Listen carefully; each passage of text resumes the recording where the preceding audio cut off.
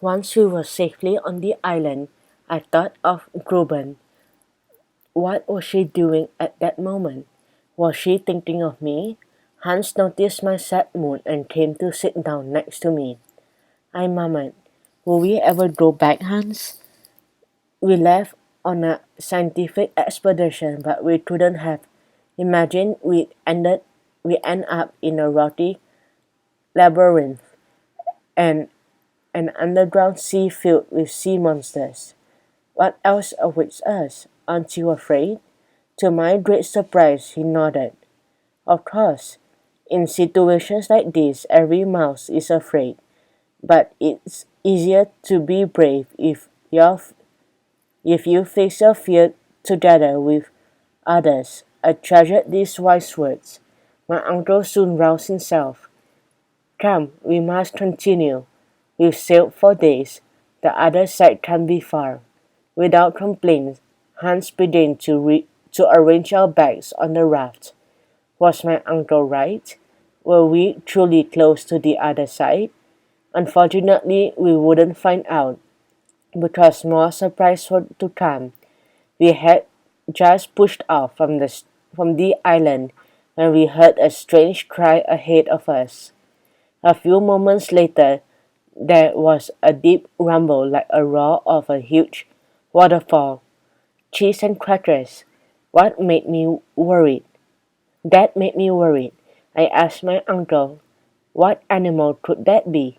Is it another monster?" He strained to hear. "I can't quite tell." The strange cry came again. We heard it loud and clear. Then it stopped. For a few minutes of silence, then it repeated. My uncle gasped.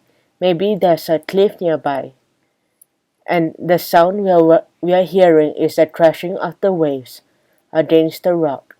I said, "But it's a very different sound from the crashing waves.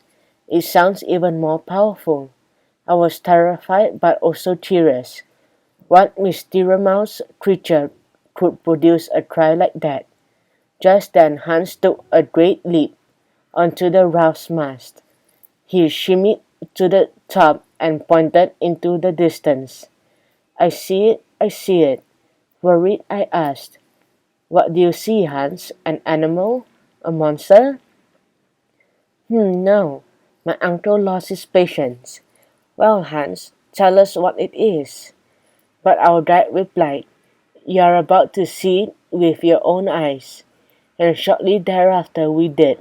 The mysterious cry wasn't coming from an animal, but from water. There was an immense column of water and steam that rose out from a rocky island as if it were the spray from a gigantic whale's blowhole. My uncle beamed. "I can't believe it. It's a geyser." In Icelandic, the word geyser means fury. It is a surge of boiling water that comes out of the earth at intervals with great force. There are many of them in Iceland, but I've never seen one underground. This is truly amazing. Therefore, this voyage, I had thought that rocks and minerals were the only things below the soil, but it was actually full of life.